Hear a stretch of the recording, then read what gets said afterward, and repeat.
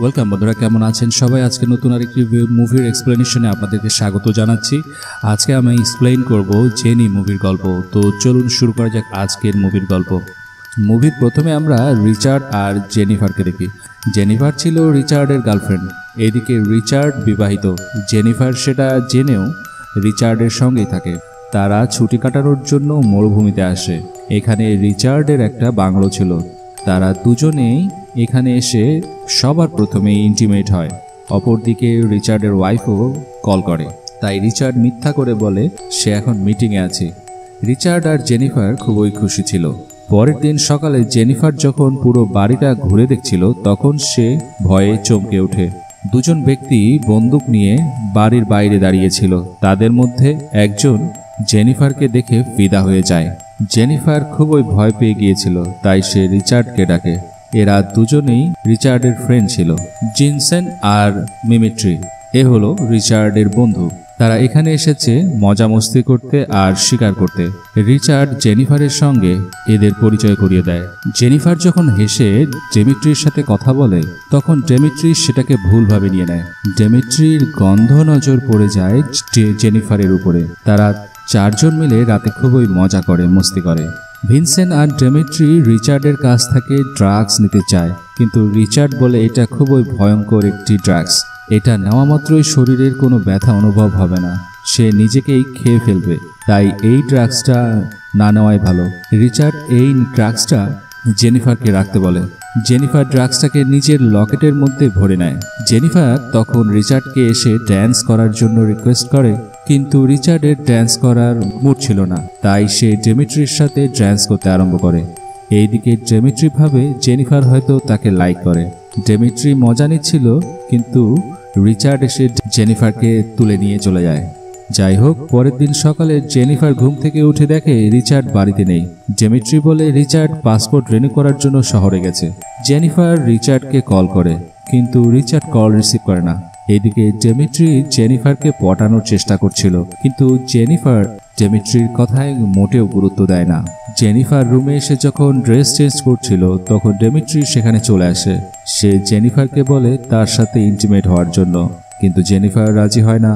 Jennifer বুঝতে পারে ডেমিট্রি ভালো মানুষ না, সে সেখান থেকে পালাবার চেষ্টা করে, কিন্তু ডেমিট্রি জোর করে তার সাথে ইন্টিমেট হয়।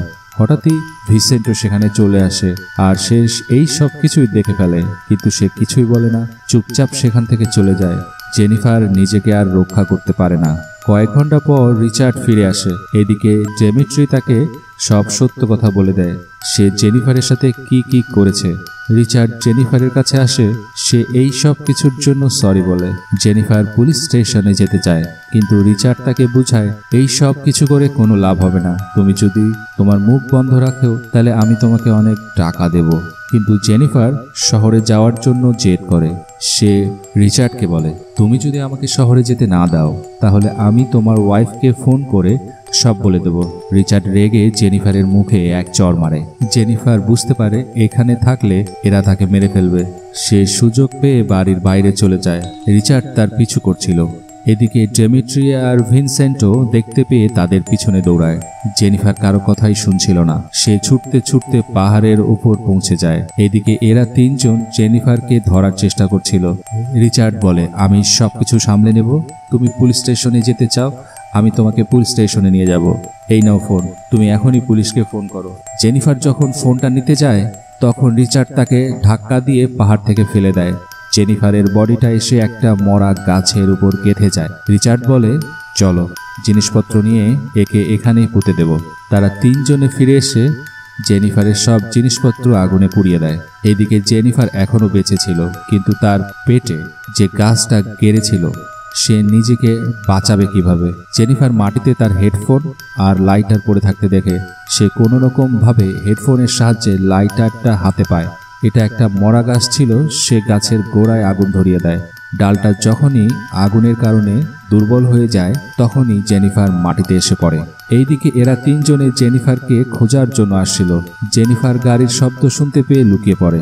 এরা তিনজনই এখানে এসে তো অবাক, জেনিফারের বডিটা গেল কোথায়। জেনিফার যদি পুলিশ স্টেশনে পৌঁছে যায় তাহলে তাদের তিনজনকেই জেল খাটতে হবে। রিচার্ড বলে ও বেশি দূর যেতে পারবে না, ওকে খুঁজে বের করো আর মেরে ফেলো। তারা তিনজনই জেনিফারের রক্তের দাগ ফলো করতে করতে যাচ্ছিল, কিন্তু সামনেই একটা ছোট নদী। এখানে রক্তের দাগ শেষ। ডেমিট্রিকে এখানে থাকতে বলে রিচার্ড আর ভিনসেন্ট নদীর ধারে ধারে জেনিফারকে খুঁজতে আরম্ভ করে। এদিকে জেনিফার ভিনসেন্টের আসার শব্দ শুনতে পায়, সে জলে ডুবে পড়ে। ভিনসেন্ট যখন গাড়ি দাঁড় করিয়ে বাথরুম করছিল তখনই জেনিফার ওখানে গিয়ে ভিনসেন্টের বন্দুক নিয়ে ভিনসেন্টকে দেখে পয়েন্ট করে, কিন্তু সে বন্দুকের লক খুলতে জানে না।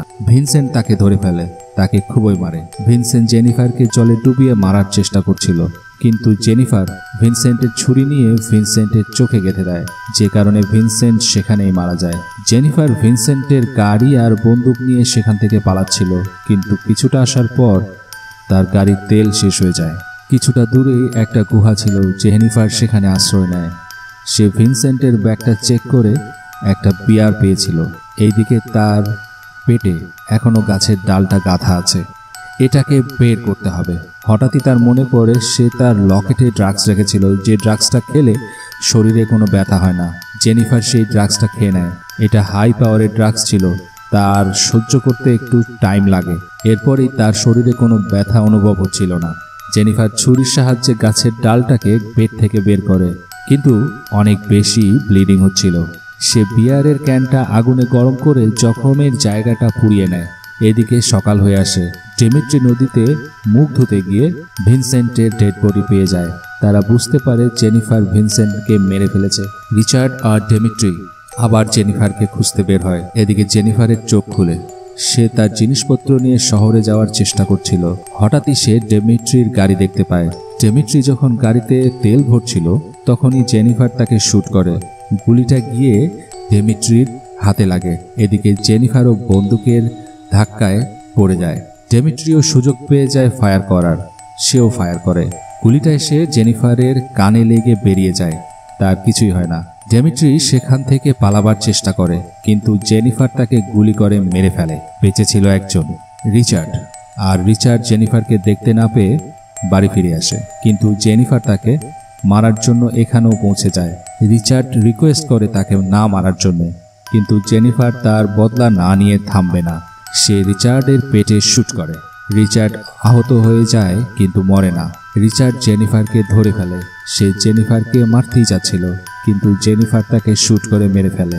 জেনিফার তিনজনকেই মেরে তার বদলা নেয়। আর এই মুভির কাহিনীটি এখানেই শেষ হয়ে যায়।